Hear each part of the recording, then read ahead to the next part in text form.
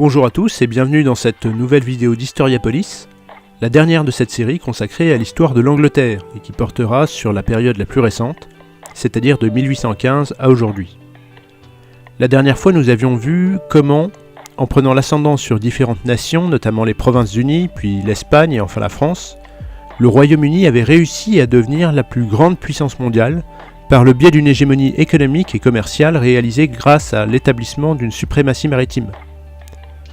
En Méditerranée d'abord, grâce à la prise de contrôle des principaux points d'entrée et de passage de cette mer, c'est-à-dire Gibraltar, Malte, Chypre, ou encore, on le verra plus tard, Suez, mais aussi dans l'océan Atlantique, grâce à la paix d'Utrecht signée en 1713 qui a permis à l'Angleterre d'obtenir un monopole dans le commerce avec les Caraïbes, ainsi qu'à sa victoire dans des batailles historiques déterminantes, comme celle de Trafalgar en 1805. Mais de nouveaux enjeux apparaissent en ce début de 19e siècle marqué en général par une formidable accélération du monde.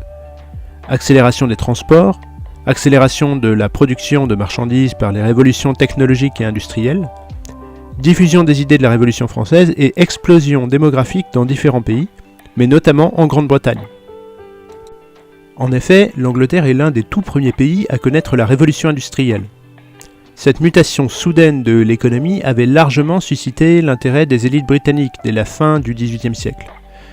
L'économiste Adam Smith avait ainsi publié en 1776 « Recherche sur la nature et les causes de la richesse des nations », un essai théorisant l'idée de la libre entreprise, de la libre concurrence et de la libre circulation. Face à une classe ouvrière miséreuse, grossissante et à la bourgeoisie ascendante, les élites prennent conscience qu'il faut se moderniser. En effet, entre les années 1750 et 1820, de larges régions urbaines remplies d'ouvriers vivant dans des conditions très précaires se développent, avec leur cortège de pauvreté, de famine, d'épidémies et de violences. Ces régions, on peut les voir sur cette carte, c'est notamment un vaste réseau de villes très peuplées au centre-ouest de l'Angleterre, comptant des villes comme Liverpool, Manchester, Birmingham, Leeds, Sheffield, Coventry ou encore Nottingham, mais d'autres régions industrialisées émergent comme Londres évidemment, la première de toutes, mais aussi à l'embouchure de la Severn, avec des villes comme Bristol ou Cardiff, au nord de l'Angleterre et jusqu'à l'Écosse avec des régions industrielles d'Édimbourg et de Glasgow. De nombreuses révoltes ouvrières éclatent, durement réprimées. C'est le cas à Manchester en 1819 où une manifestation demandant plus de droits pour les ouvriers et plus de représentation au Parlement pour le nord de l'Angleterre fut dispersée, causant des dizaines de morts dans ce que l'on devait appeler plus tard le massacre de Peterloo. En 1832, au début du règne de la reine Victoria, le Reform Act signe les premières avancées de la condition ouvrière en élargissant le corps électoral des villes les plus industrialisées. Les référents politiques évoluent. Les Tories commencent à être nommés conservateurs et les Whigs libéraux. Ce sont d'ailleurs ces derniers qui prennent la défense du prolétariat émergent. Dans ce contexte, une étape importante de la lutte des classes est l'abolition des très controversés Corn Laws en 1846. En fait, les débats autour de ces lois ne sont pas tellement un symbole de l'opposition entre riches et pauvres, mais plutôt un symbole de l'opposition entre l'ancienne classe possédante des propriétaires terriens, des riches châtelains restés dans les campagnes, le countryside, comme on l'appelle en Angleterre, et la nouvelle classe des bourgeois urbains du patronat industriel émergent. Ça montre bien que la lutte des classes, comme on l'appelle, c'est quelque chose de plus compliqué que simplement les pauvres contre les riches. Là, on a affaire à une opposition entre riches, entre possédants, les uns citadins étant en faveur du libéralisme économique, les autres, ruraux, en faveur du protectionnisme. D'ailleurs, le protectionnisme est en perte de vitesse à partir du milieu du XIXe siècle. L'après 1850 est marqué par l'expansion formidable du libre-échange, jusqu'en 1875 environ. Les deux hommes importants de la deuxième moitié du XIXe siècle dans la vie politique anglaise sont le conservateur modéré, juif converti à l'anglicanisme Benjamin Disraeli, et le libéral écossais Gladstone. En interne, il y a alors deux grandes tendances de fond. D'une part, la démocratisation progressive de la société, et d'autre part, la montée en complexité et en violence de ce qu'on appelle la question irlandaise. À partir de 1875, l'hégémonie économique anglaise faiblit. L'essor économique et industriel des États-Unis et de l'Allemagne met en danger les monopoles britanniques. L'émigration augmente en direction des colonies. Les phénomènes que l'on vient de voir, c'est-à-dire cette urbanisation et industrialisation de masse des îles britanniques, ont eu un impact majeur sur l'évolution des mentalités et des relations entre différentes couches de la société. C'est ce qui a mené à l'émergence d'une toute nouvelle forme de pensée politique, le socialisme.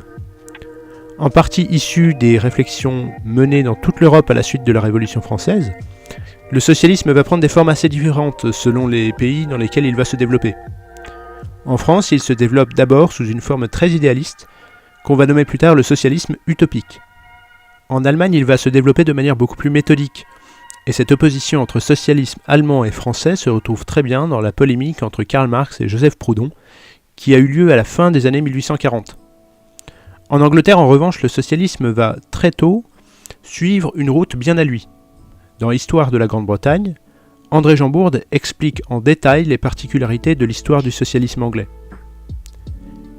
Le socialisme anglais est particulièrement différent du socialisme continental ou américain.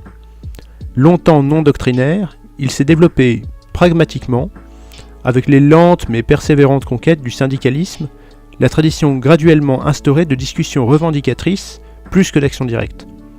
La tenue relative de la revendication sociale chez les leaders et dans les masses doit beaucoup à leur structuration morale et physique par la religion, c'est-à-dire le méthodisme, les sectes non conformistes, mais aussi à l'influence des théories de Darwin, à l'insularisme, enfin de la mentalité anglaise.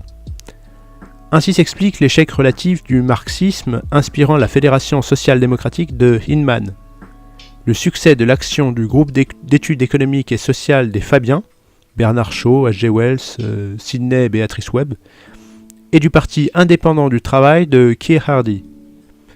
Ceux-ci croient au succès d'une évolution scientifique, raisonnable, pacifique et démocratique, rejettent l'idée de la lutte des classes, recherchent l'organisation d'un véritable parti qui, autonome, puisse s'affirmer au Parlement et dont les députés soient indépendants des formations traditionnelles. Longtemps réticentes, les trade unions, donc les syndicats, furent rejetés vers l'action politique par l'égoïsme ou les décisions réactionnaires des capitalistes et de leurs représentants. En 1904 fut fondé le Labour Party, qui put, aux élections de janvier 1906, envoyer aux communes 27 députés. C'était l'entrée directe du monde ouvrier dans la vie parlementaire et sa participation à la direction de l'État. Comme le dit Bourde, il ne faut pas négliger l'importance idéologique de la société fabienne, ou Fabian Society, dans la conception du socialisme anglais, fondée en 1884 et qui peut être considéré comme l'un des premiers think tanks de l'histoire. De manière générale, l'histoire des masses prolétaires anglaises a été très largement étudiée par les historiens. Parmi ceux-ci, on peut citer Edward Palmer Thompson qui a écrit en 1963 La formation de la classe ouvrière anglaise. Venons-en maintenant à l'empire colonial anglais. Sur la politique extérieure, donc l'empire britannique se compose de 3 types de colonies. D'abord les colonies de peuplement, qui sont des répliques ultramarines de la métropole, peuplées et dominées par les anglo-saxons et dont l'établissement se fit systématiquement sur la base de l'élimination ou de la déportation de populations autochtones ou d'autres populations européennes.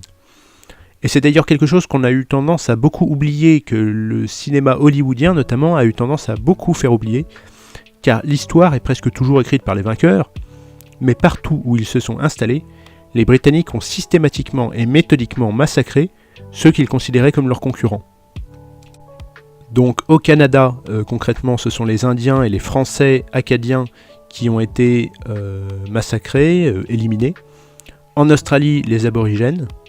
En Nouvelle-Zélande, les Mélanésiens et notamment donc les Maoris.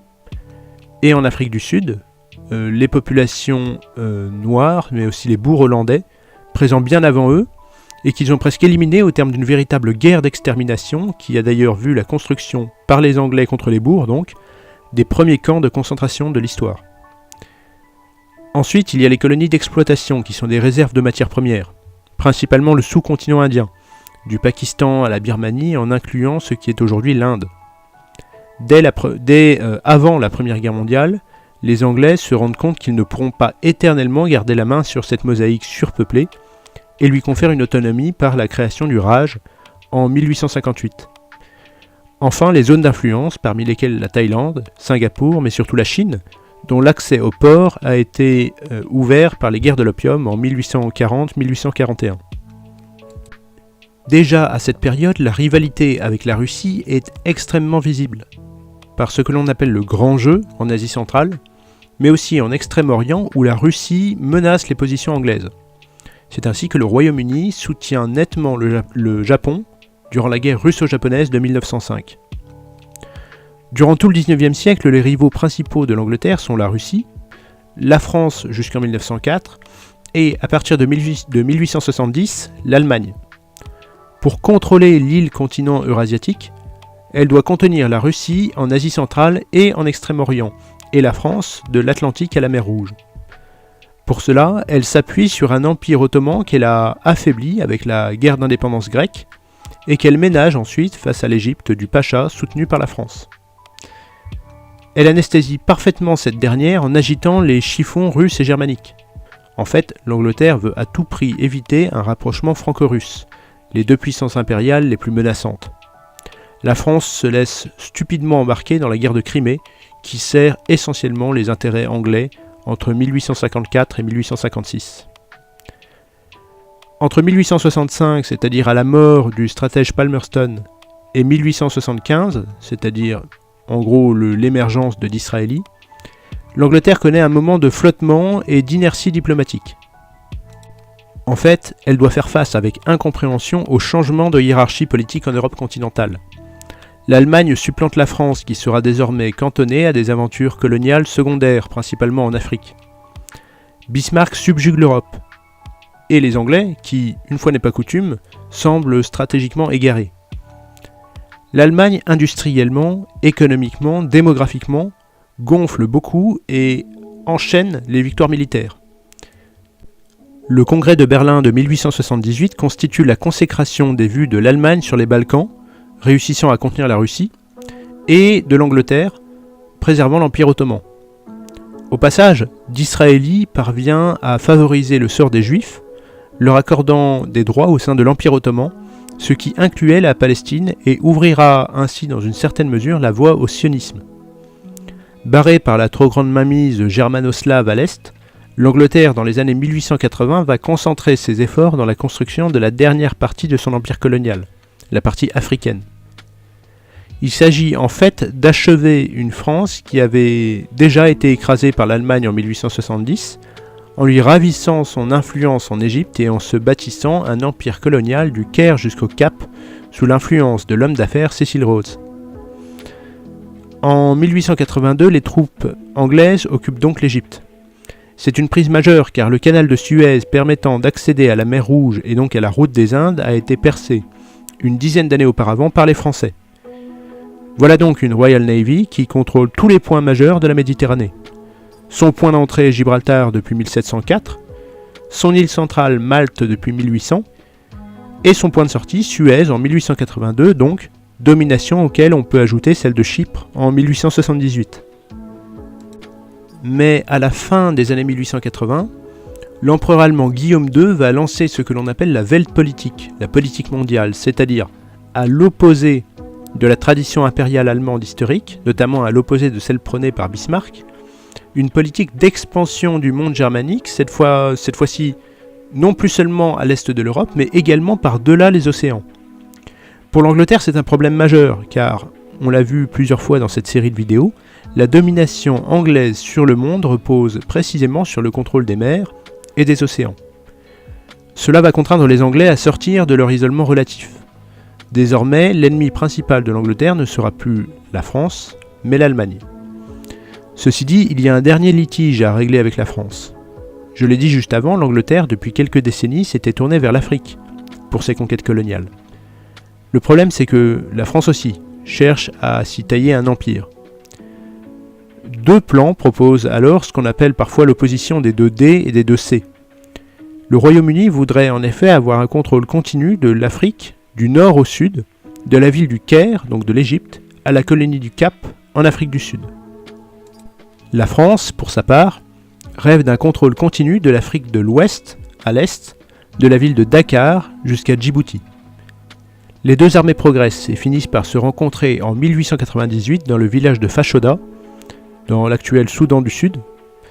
Une crise majeure éclate entre les deux pays, ce qui les met à la limite de la guerre. La situation est extrêmement tendue, mais les diplomaties des deux pays finissent par se rendre compte qu'ils n'ont aucun intérêt à entrer en guerre. En effet, ils ont tous les deux de sérieux griefs face à l'Empire allemand. L'Angleterre pour le contrôle du commerce mondial et des routes océaniques, la France pour la reprise de l'Alsace-Lorraine perdue en 1870. Au tout dernier moment, l'affrontement est évité.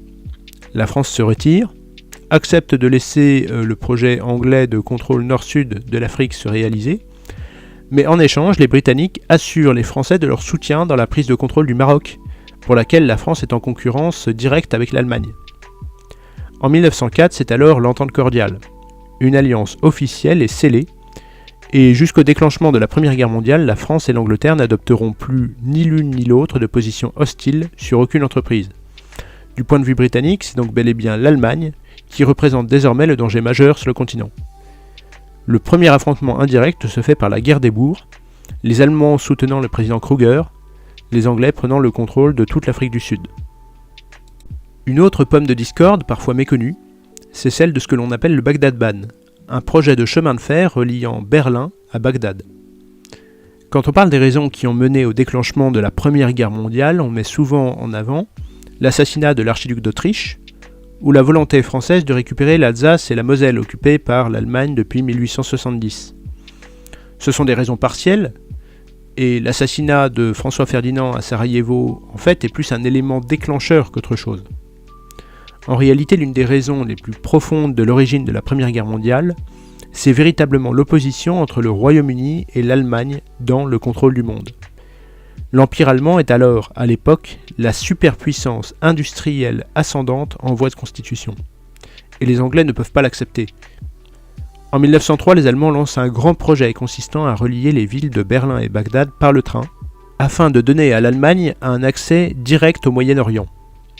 Les Allemands sont en effet proches depuis un certain temps des Turcs, et il s'agit d'un échange de bons procédés, la construction du chemin de fer par les Allemands permettant à l'Empire ottoman de développer ses infrastructures.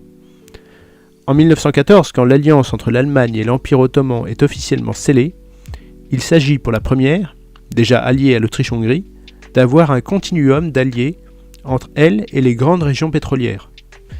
Car en effet, le pétrole a pris une part de plus en plus importante dans les dernières années avant la Première Guerre mondiale, dans la constitution de véritables empires industriels à l'échelle mondiale.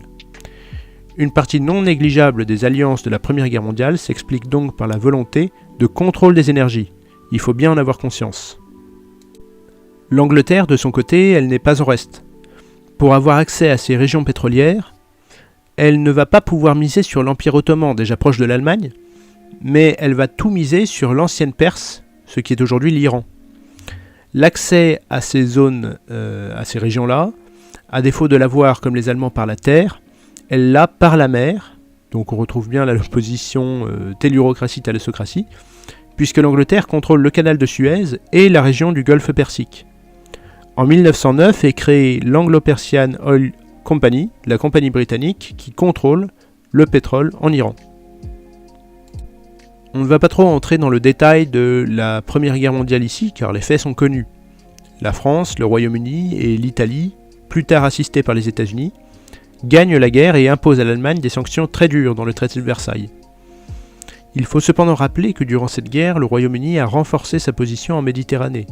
Pas tellement sur le plan militaire, car les Anglais ont perdu la grande bataille face aux Ottomans, la bataille des Dardanelles ou de Gallipoli, mais surtout sur le plan politique, car l'Empire ottoman a quand même fini par s'effondrer, et que l'Angleterre, sur les ruines de cet effondrement, a réussi à prendre le contrôle des principales zones pétrolières par les accords Sykes-Picot de 1916, qui sont des accords de partage de la région avec la France, offrant aux Français les actuels Liban et Syrie, région historique mais peu riche en pétrole, et le Royaume-Uni se réservant les zones les plus énergétiques, c'est-à-dire l'Irak, le Koweït, mais aussi les actuelles Jordanie, Israël et Palestine. Via ce que l'on appelle la déclaration Balfour, à la fin de l'année 1917, la diplomatie britannique s'est aussi habilement adjugé le soutien d'une bonne partie des communautés juives mondiales, puisque cette déclaration promet l'aide du Royaume-Uni aux Juifs qui voudraient s'installer en Palestine et y fonder un État juif, désir qui deviendra réalité en 1948 avec la fondation de l'État d'Israël, et qui posera les jalons de la Grande Alliance, encore en vigueur aujourd'hui, entre le monde anglo-saxon, donc principalement l'Angleterre et les États-Unis, et Israël. On pourrait s'étaler longuement sur un peu tout ce qui s'est passé durant le dernier siècle en Angleterre, sur les détails des événements politiques.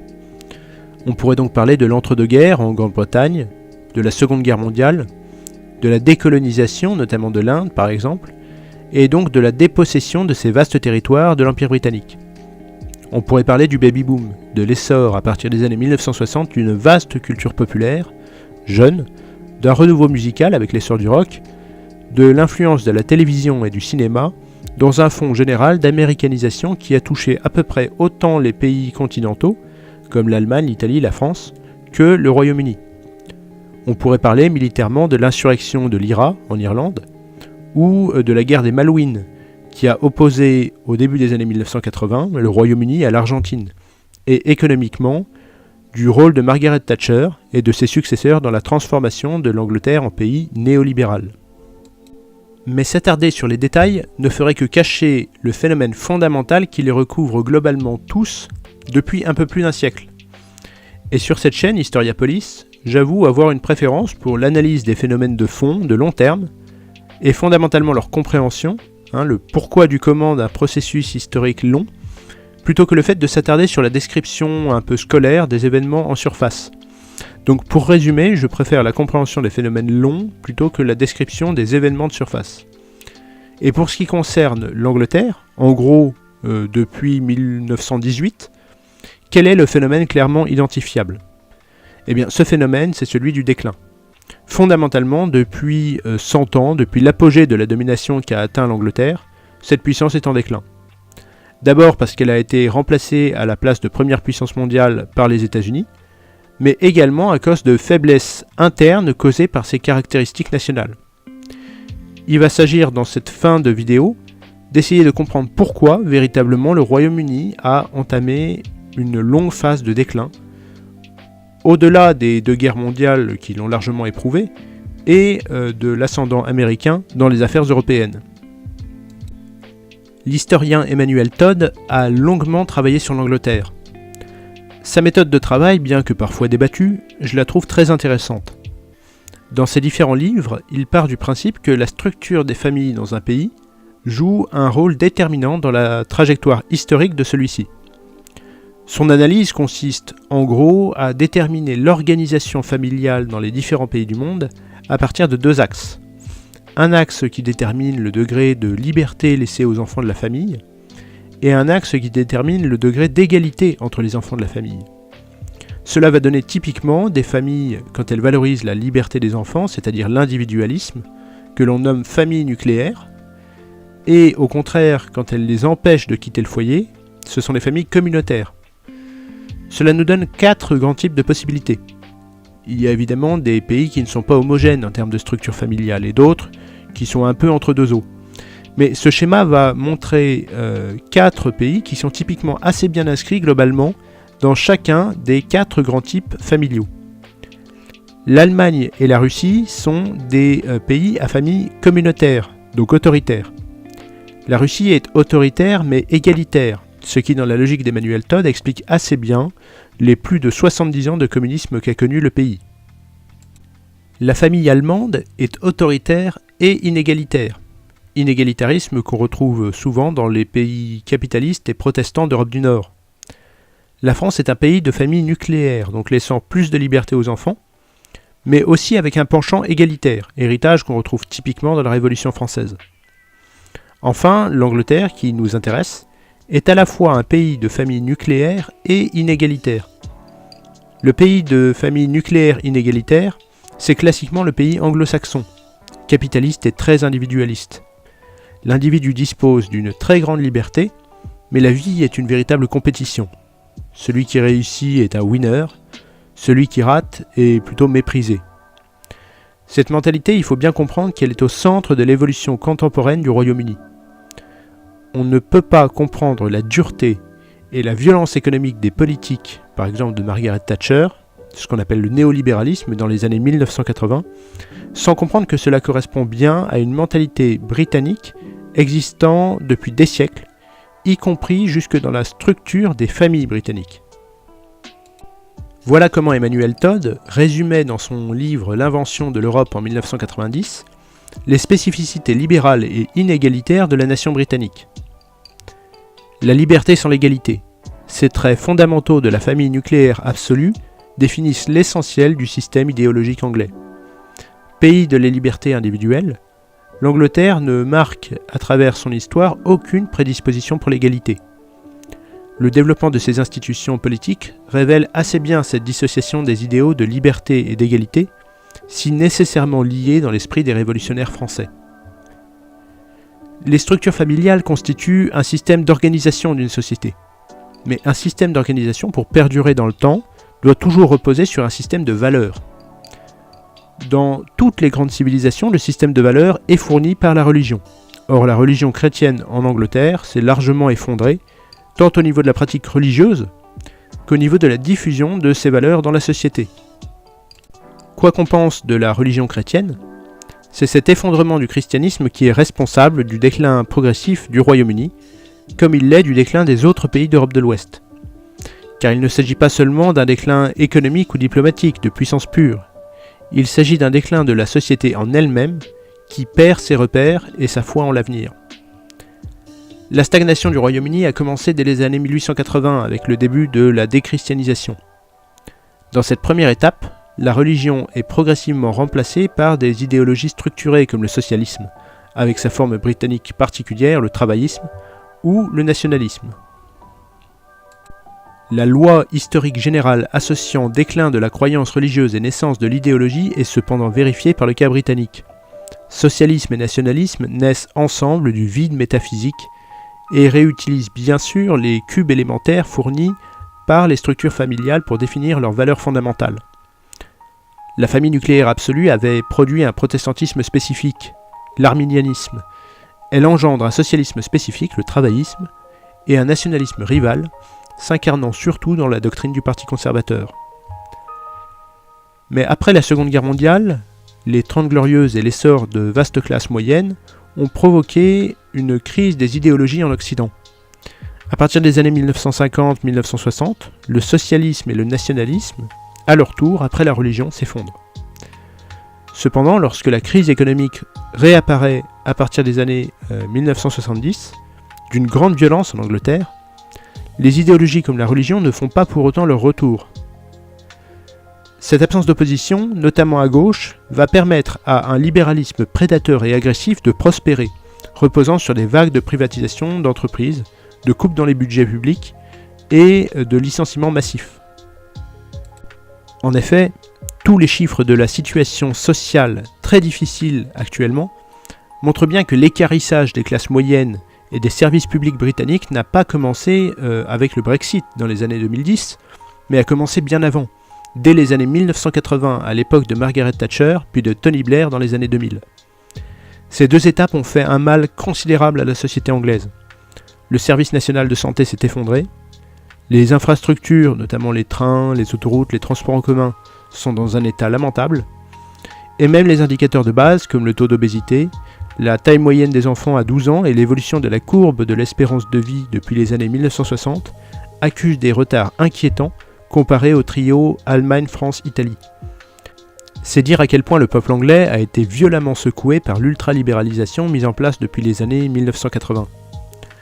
Or, ce néolibéralisme lancé par Thatcher, il a bel et bien été permis par l'effondrement des valeurs d'abord religieuses de l'anglicanisme et des autres formes de protestantisme, mais aussi par l'effondrement des idéologies comme le travaillisme, liquidé par les réformes de Tony Blair.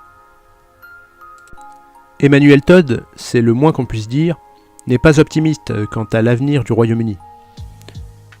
De très nombreux problèmes structurels le caractérisent depuis plusieurs décennies et ne semblent pas partis pour se résorber dans l'immédiat.